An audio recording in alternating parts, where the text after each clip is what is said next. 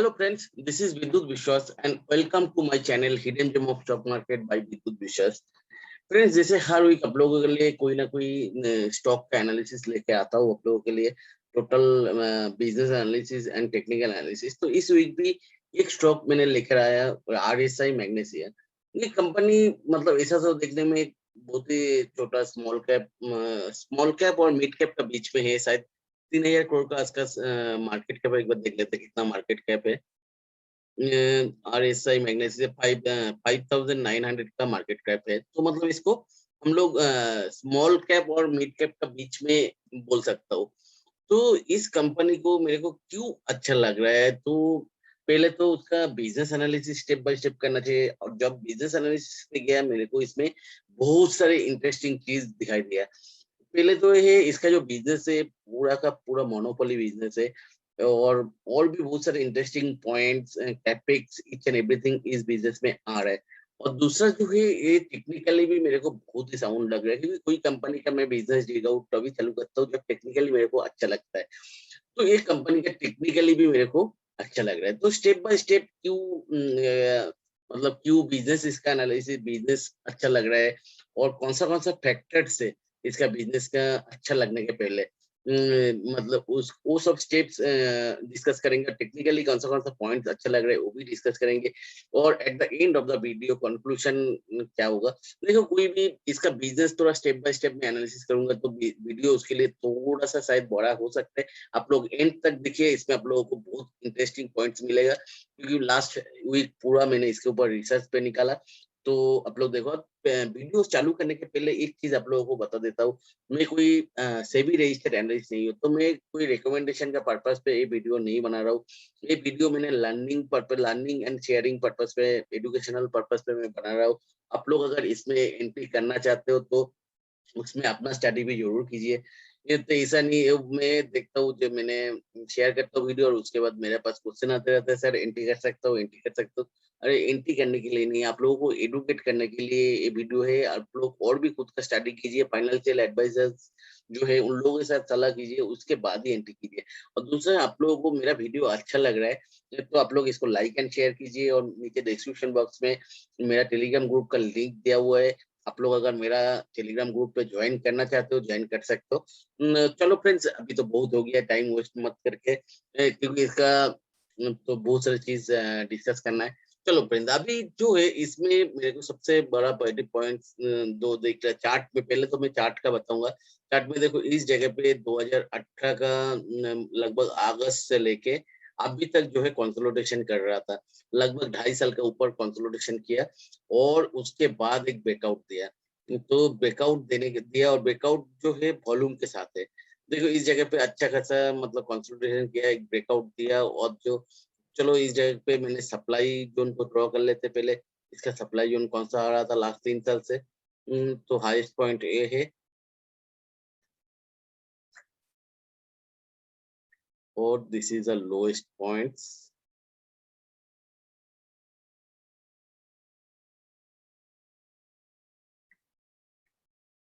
तो ये हो गया, इतना दिन से कंसोलिडेशन किया, मतलब लास्ट 2.5 साल 3 साल इसके नीचे ये जो सप्लाई जोन है इसके ऊपर जा नहीं पाया था।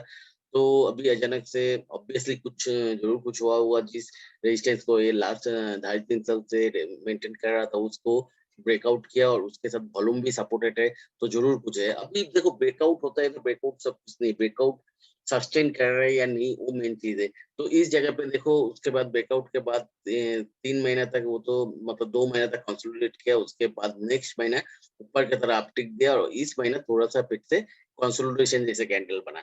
तो अभी थोड़ा मतलब मंथली चार्ट के हिसाब से तो कंटिन्यू सस्टेन कर रहे हैं। थोड़ा डेली चार्ट देख लेते हैं। डेली चार्ट पे देखो, इस जगह पे जो ब्रेकआउट लेवल कौन सा था पहले तो देख लेते। ब्रेकआउट लेवल 280 का है। तो उसके ऊपर सस्टेन कर रही है या नहीं, तो 280 मैंने अगर इधर देखूंगा तो 280 का लेवल इस जगह पे है।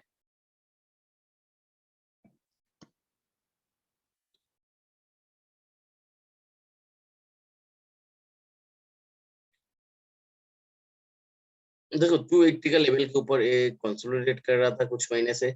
और कंसोलिडेशन करने के बाद इस जगह पे एक ब्रेकआउट टाइप का मिला था। देखो, चलो कंसोलिडेशन कौन सा जोन पे कर रहा था, ये कंसोलिडेशन का हाईएस्ट पॉइंट था।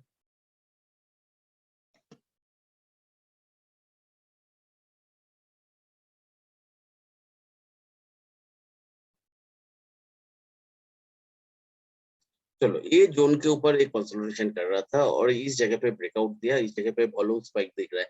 तो ब्रेकआउट देखे, वो ब्रेकआउट के बाद देखो रिटेस्ट करना है, इवन ये जोन के नीचे भी एक बार क्लोज दिया।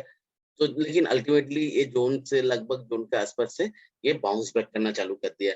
चलो बाउंस बैक करना, बाउंस बैक कर रहा है या नहीं कैसे पता चलेगा? चलो ये जो छोटा सा डाउन ट्रेंड था, ऑब्वियसली कोई डाउन ट्रेंड लाइन के साथ नीचे आ रहा था, तो हम लोगों को देखना है वो मोमेंटम चेंज हुआ या नहीं। देखो ये जो डाउन ट्रेंड लाइन, इधर डाउन ट्रेंड इधर से चालू हुआ था, low, lower high, lower low, again lower high, lower low. लेकिन इस जगह पे जो ये ट्रेंड लाइन के साथ हर बार टच कर रहा था, वो ट्रेंड लाइन को ब्रेक किया और इस जगह पे वॉल्यूम स्पाइक भी दिख रहा था।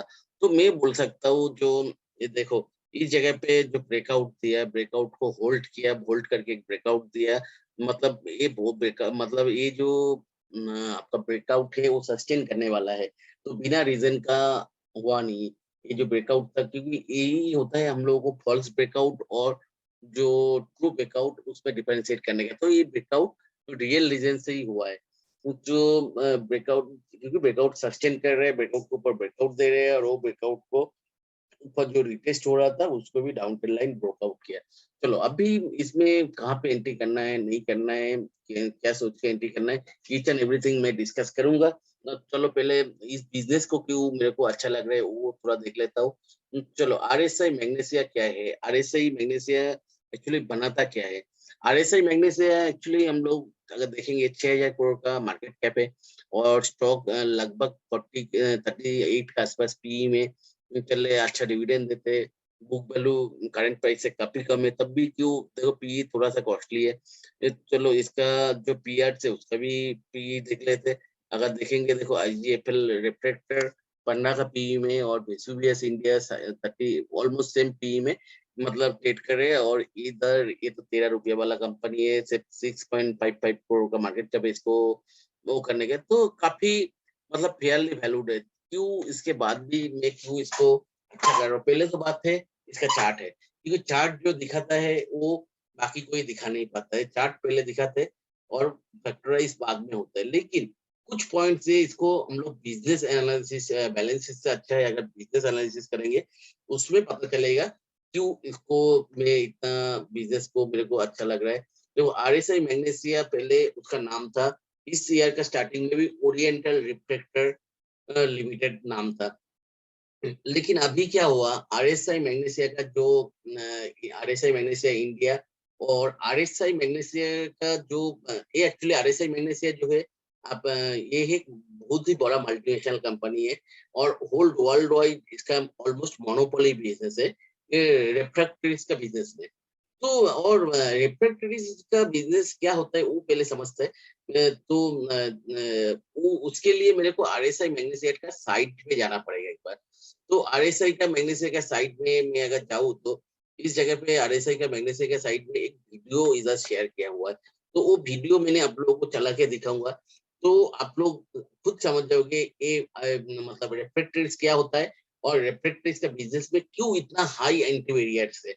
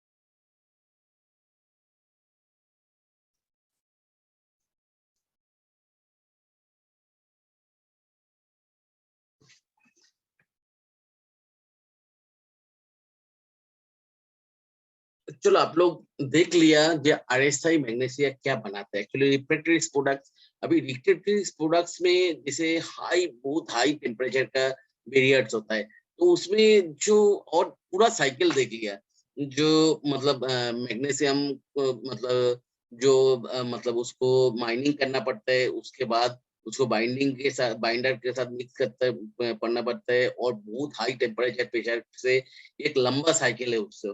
और जो है इसका यूज जो होता है, जैसे आपने देख लीजिए एक गाड़ी है, गाड़ी का जो मतलब बॉडी है स्टील का, उसके बाद ग्लास है, उसके बाद जो मतलब प्लास्टिक है, सब जो है अलग अलग बहुत हाई टेम्परेचर में आपको फर्निशिंग करना पड़ता है। तो फर्निशिंग का जो इनर लेयर होता है वो रिफ्रैक्टरी प्रोडक्ट से बनाता है। तो रिफ्रैक्टरी प्रोडक्ट से जो बनाता है, तो इसको और लाइफ टाइम भी डिपेंड करता है। जैसे बोल रहा था ग्लास इंडस्ट्रीज में इसका 10 साल का होता है, और स्टील इंडस्ट्री में मैक्सिमम 1 वीक तक होता है। तो उसके बाद चेंज करना पड़ता है नया से, और इसको रिसाइकलिंग के लिए देना पड़ता है। तो देखो इसमें तो अभी क्या समझना पड़ेगा। एक तो बिजनेस में, इस बिजनेस में एंट्री बैरियर देखो बहुत ज्यादा है। इतना बड़ा, इसके लिए बहुत कैपिटल इंटेंसिव बिजनेस का जरूरत, कैपिटल इंफ्यूज करना पड़ेगा इस बिजनेस में, पहले एंट्री करना है। तो और उसके बाद जो क्लाइंट्स इन लोगों का होता है, जैसे स्टील इंडस्ट्री, ग्लास इंडस्ट्री, उन लोग ज्यादातर एक ही सप्लायर से जिसके ऊपर बिलीव है, क्योंकि रिफ्रैक्टरी प्रोडक्ट्स का थोड़ा बहुत मतलब एक क्या होता है, फाइनेंस का तो छोटा मोटा कुछ होता नहीं है। एक बहुत बड़ा एक टायल बैच खराब होने का चांस रहता है। तो जिनके साथ, जो सप्लायर के साथ बहुत दिन से काम कर रहे हैं, उसके साथ ही करना ये लोग ज्यादा प्रेफर करते हैं। और ऑब्वियसली ये क्या होता है, वर्ल्ड का लार्जेस्ट मैन्युफैक्चरर, और इसके पास बैकएंड इंटीग्रेशन भी पूरा है। अपने आप लोगों ने जैसे देखा, माइनिंग से लेकर रिसाइकलिंग तक ईच एंड एवरी स्टेप्स में इसका प्रेजेंस है। और वर्ल्ड का 100 लोकेशन में इसका मतलब फैक्ट्री से ये बना रहा है, तो वर्ल्ड का सबसे बड़ा, तो इसके पास प्राइसिंग पावर भी है। और यही दिखता है इंडियन मार्केट में रिफ्रैक्टरी प्रोडक्ट्स में जो बिग्स है, उसमें ऑलमोस्ट 9 मोनोपोली बिजनेस है इंडिया में इसका। और ऑलमोस्ट 85 टू 90% मार्केट शेयर इसका है उसमें। तो और इसमें देखेंगे ऑलमोस्ट, और इसका पेयर कंपनीज भी देखेंगे ना, इसमें मतलब उतना कंपटीशन कुछ है नहीं इसका। कंपटीशन जैसे उसका जो पेयर्स मतलब लगभग मार्केट कैप से आधा है। तो और प्राइस तो दूसरे दूसरे फैक्टर के ऊपर डिपेंड करते हैं। चलो पी तो सेम है। विसुवियस इंडिया, लेकिन विसुवियस इंडिया के पास प्रोडक्ट नहीं होता। ये लोग क्या है, ये कंसल्टेंसी बेसिस आपको सर्विसेज देता है। रिफ्रैक्टरीज का सर्विस है, जैसे कोई कंसल्ट रिफ्रैक्टरीज में कैसे आप यूज करोगे, कौन सा मटेरियल यूज करोगे, तो आपको रिफ्रैक्टरीज से, क्योंकि ये हाई पावर कंज्यूमिंग सेक्टर है, तो इस जगह पे होता है, ये सब में काम करते हैं। दूसरा आईएफजीएल रिफ्रैक्टरीज क्या होते हैं, ये रिफ्रैक्टरीज का बहुत सारे इंस्ट्रूमेंट बनाते हैं, लेकिन ये ब्रिक्स में नहीं है।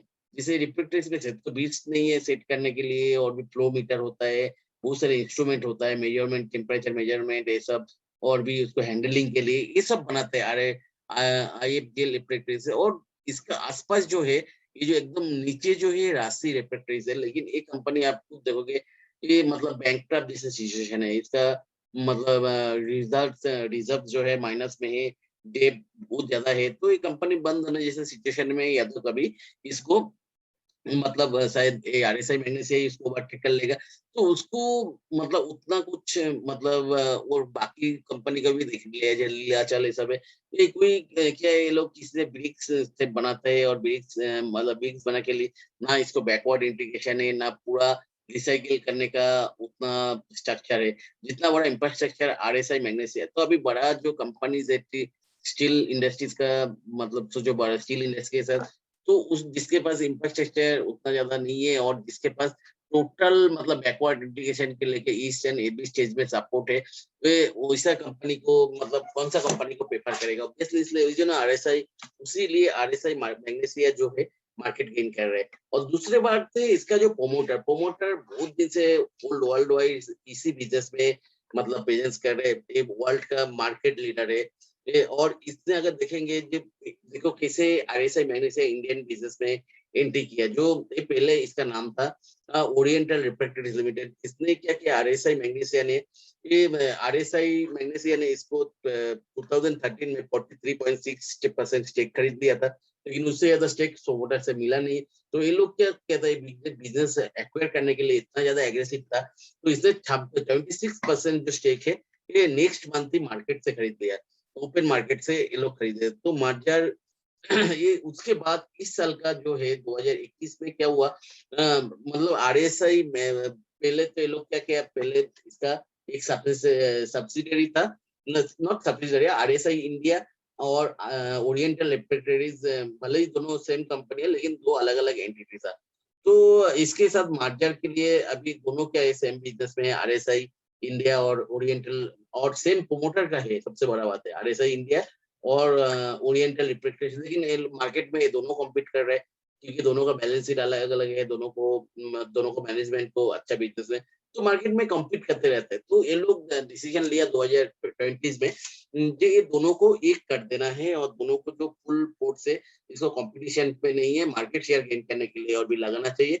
तो ये लोग क्या के, लेकिन एनसीएलटी में उसको रिजेक्ट कर दिया उस टाइम पे। तो एनसीएलटी क्या होता है, इंडिया का जो कंपनीज एक्ट है, जो कंपटीशन को रखना चाहता है, क्योंकि कंपटीशन रहेगा तो प्राइसिंग पावर एक कंपनी के पास उतना ज्यादा नहीं जाएगा।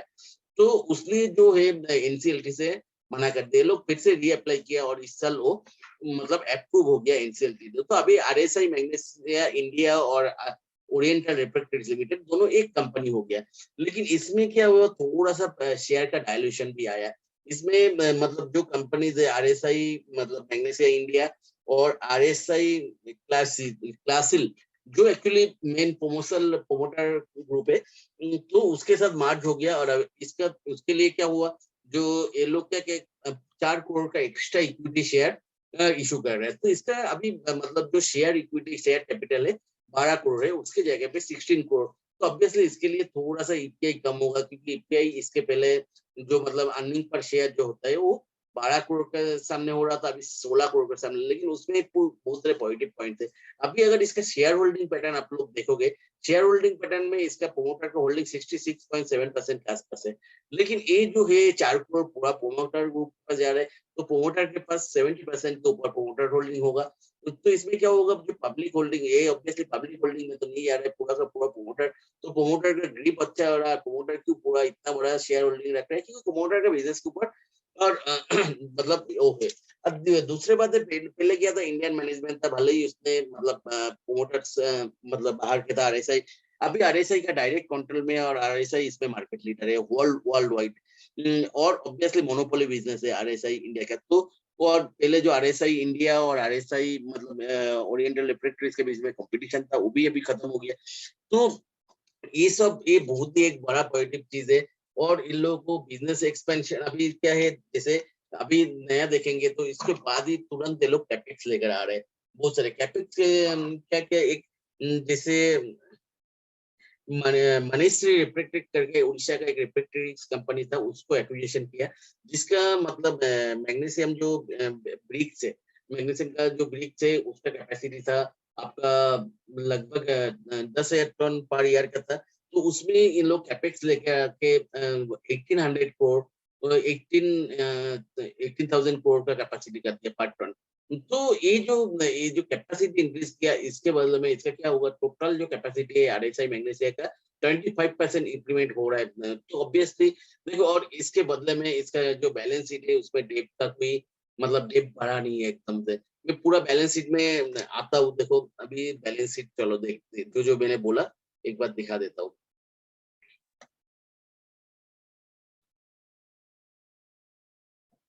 इस जगह पे देखो बैलेंस शीट में थोड़ा सा 0 0 0 पूरा ये लोग हमेशा डेप ऑलमोस्ट जीरो का लेवल पे मेंटेन करते हैं, लेकिन इस बार 62 करोड़ का थोड़ा डेप दिख रहा है। क्योंकि ये मार्जर हुआ शायद प्रोमोटर ग्रुप का जो आरएसआई इंडिया का जो डेप था वो इसमें आके ऐड हुआ। तो ऑब्वियसली ये जो कंपनी इसमें सामने 793 करोड़ का रिवर्ट्स भी मिला। देखो रिवर्ट्स भी उस डेप जैसे मिला, रिजर्व भी उसको बढ़ गया, तो रिजर्व भी ऑलमोस्ट डबल के आसपास हो गया। तो ये 62 करोड़ का डेप उतना टेंशन के बात नहीं है इसका। तो दूसरा जो है, अभी देखो अभी मतलब उसके बदले अभी इस जगह पे देखोगे, देखो लास्ट 2 क्वार्टर को देखो और मार्च लास्ट या जून क्वार्टर देखने का कोई मतलब नहीं है। लेकिन उसके पहले देखो मार्च क्वार्टर और जून क्वार्टर, देखो लास्ट ईयर से ही वो बढ़ रहा है। बहुत अच्छा एग्जाम दिखा था मार्च क्वार्टर में, तो 187 करोड़ का सेल्स से 340 करोड़ का सेल्स। अभी इस मार्च क्वार्टर में 406 करोड़ का। तो कैसे जंप हो रहा है, देखो ऑलमोस्ट इस ईयर भी 60% का जंप है। और लास्ट ईयर कितना ऑलमोस्ट मतलब 187 से 340, तो ऑलमोस्ट 80 to 90% जाम था। तो मतलब बिजनेस तो बढ़ रहा है। और दूसरी बात है, देखो बिजनेस बढ़ रहा है तो बिजनेस बढ़ने से क्या होता है, बहुत टाइम प्राइसिंग पावर चला जाता है, क्योंकि आपके पास ज्यादा मटेरियल होगा तो आपको कम पैसे में, लेकिन ये लोग मार्जिन भी मेंटेन कर रहे हैं, मार्जिन भी उतना ही मेंटेन कर रहे हैं। तो इससे ये पता चलता है इसका बिजनेस कितना मोनोपोली बिजनेस है। तो और दूसरा देखो, अभी जून क्वार्टर का भी देखोगे, जून क्वार्टर में लास्ट ईयर मतलब इतना सारे प्रॉब्लम, लास्ट ईयर इतने सारे प्रॉब्लम था, तो मतलब आपको क्या कहते हैं उसको, कोविड की वजह से लॉकडाउन था, ईच एंड एवरीथिंग था, तो उसके बाद भी जून क्वार्टर में सेल्स ग्रोथ था। भले ही देखो प्रॉफिट में थोड़ा सा डिप था, लेकिन इस बार देखो जून क्वार्टर में क्या जाम पे, ऑलमोस्ट 80-90% जाम पे, और प्रॉफिट भी डबल से ज्यादा है। तो ये होता है एक्चुअली बिजनेस जो है, मोनोपोली बिजनेस जिन लोगों को होता है, और ये लोग कैपेक्स कर रहे हैं, कैपेसिटी बढ़ा रहे हैं, तो ऑब्वियसली मतलब कुछ ना कुछ पॉजिटिव तो है, जो चार्ट पे भी दिख रहा है। तो नहीं तो बिना रीजन के ऐसा सस्टेनेबल ग्रोथ तो नहीं आ सकते।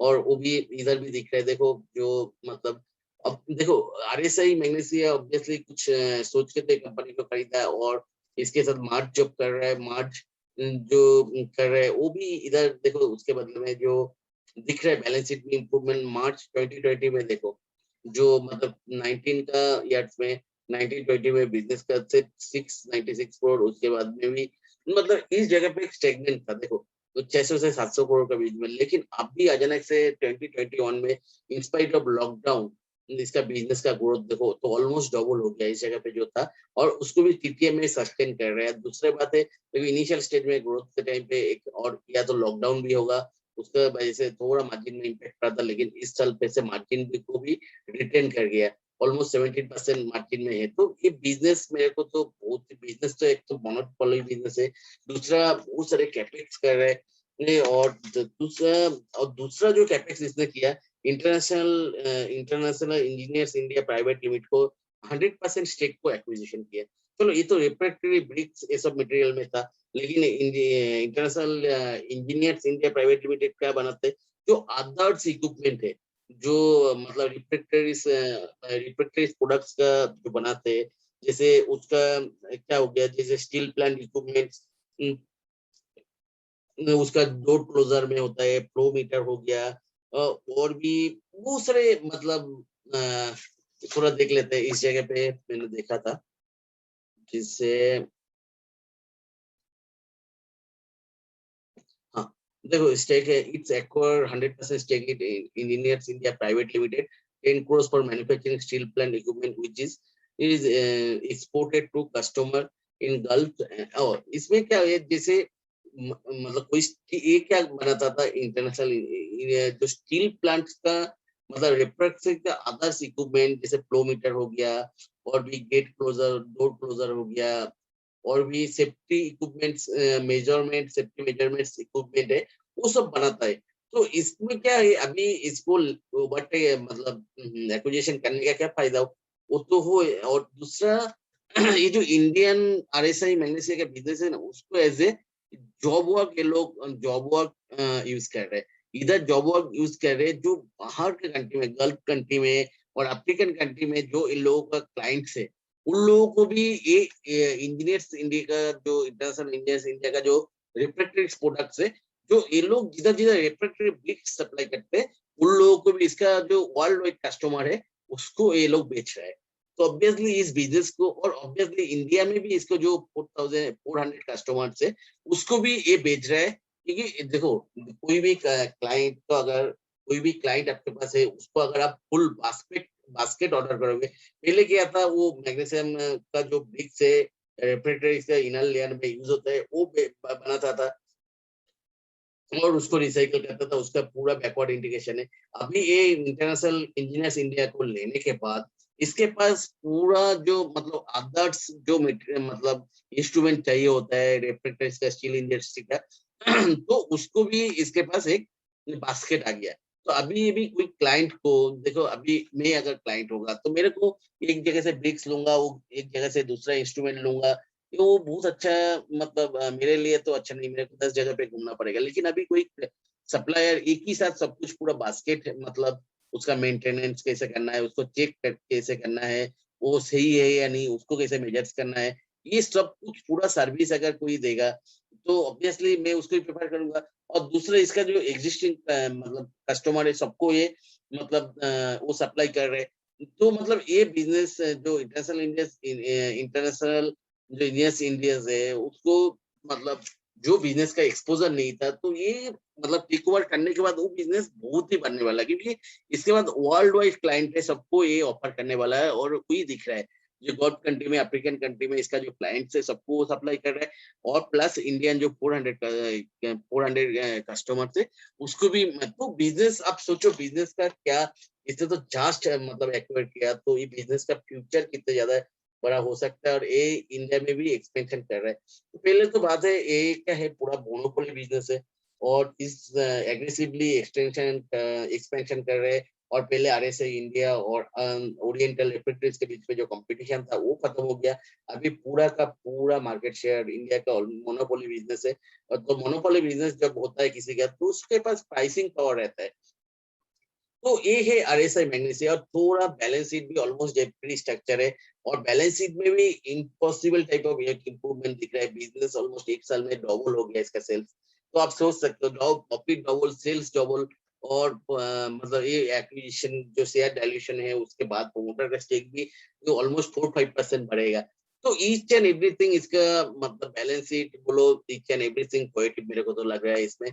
जैसे पहले शेयर होल्डिंग 66.49 इससे 70% लगभग हो जाएगा देखो इसमें। तो मतलब मेरे को बिजनेस एनालिसिस जो आप लोगों के साथ आरएसआई मैग्नीशिया का किया आप लोग देखा तो इसका बिजनेस बहुत ही यूनिक बिजनेस है। और दूसरा जो है इसके पास प्राइसिंग पावर है क्योंकि मोनोपोली बिजनेस है।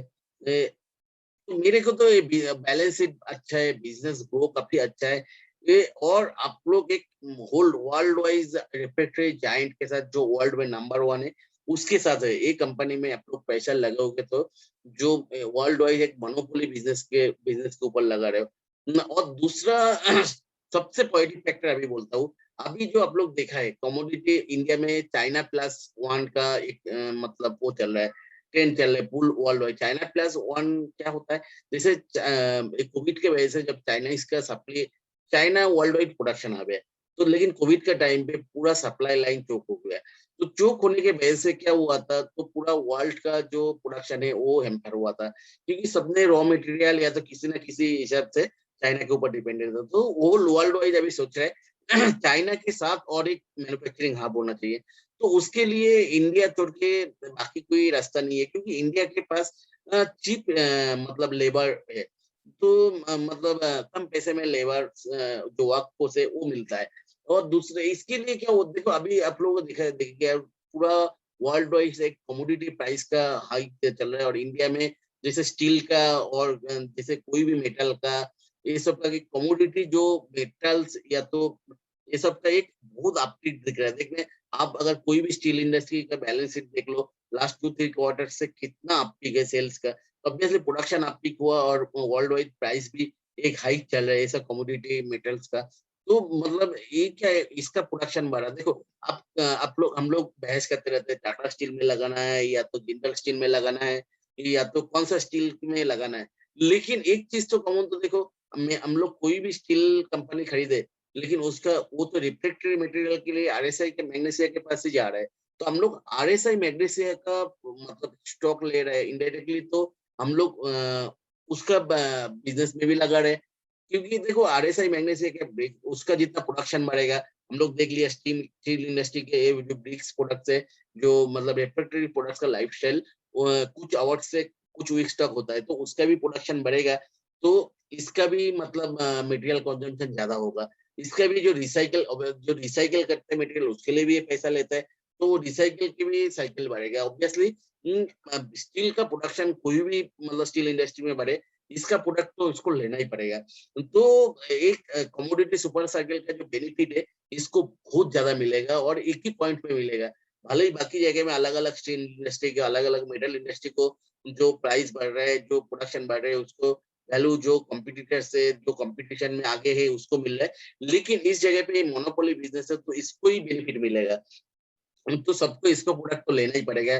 रिफ्रैक्टर्स के लिए, और उसके साथ ये तो इंजीनियर्स इंडिया को लेने के बाद इसके पास से जो रिफ्रैक्टर्स मटेरियल लेगा, उसका भी कुछ परसेंटेज ऑफ क्लाइंट, तो वो जो बाकी जो फ्लो मीटर ये सब जो कंट्रोलिंग इक्विपमेंट है वो भी लेगा, वो बिजनेस में भी ये पेनिट्रेट कर रहा है। तो मतलब ये क्या है, एक हमारे लिए पूरा का पूरा विन विन सिचुएशन है। एक तो चार्ट बहुत अच्छा है, और दूसरा बैलेंस शीट अच्छा है, कंपनी का बिजनेस मॉडल बहुत ही अच्छा है, वो देख लिया मैंने कि चलो अभी देख लेते हैं लास्ट जो कंक्लूजन करने के पहले, कंक्लूजन करने के पहले हम लोगों को कहाँ पे ये कंपनी में अगर एग्जिट कर एंट्री कर रहे हैं तो कहाँ पे मैं एंट्री एग्जिट कर जाऊंगा। चलो इस जगह पे तो मैं इसमें एंट्री करूंगा। अभी मेरे को सप्लाई मतलब अभी इस जगह से एग्जिट करना है तो कहाँ पे करना है। देखो ये इस जगह पे एक सप्लाई जोन क्लियर करता 292 का लेवल पे, तो 292 का नीचे अगर मतलब वीकली क्लोजिंग बेसिस पे क्लोज होगा तो मैंने एग्जिट कर जाऊंगा। अगर देखो अभी मेरे को स्टॉप लॉस कैसे चेंज करना पड़ेगा, जैसे ये अगर ये जो पुराना हाई है उसको क्रॉस कर जाएगा तो मैं स्टॉप लॉस इस जगह पे 326 पे चेंज कर दूंगा। लेकिन तब तक मेरा 20 से मतलब 290 के आसपास जो वीकली क्लोजिंग के बेसिस पे 292 के आसपास ये मेरा स्टॉप लॉस रहेगा। तो ये हो गया मेरा कंक्लूजन।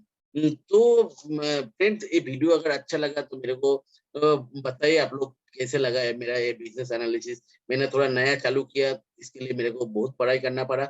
आप लोग मेरे को जरूर बताना कैसे लगा बिजनेस एनालिसिस।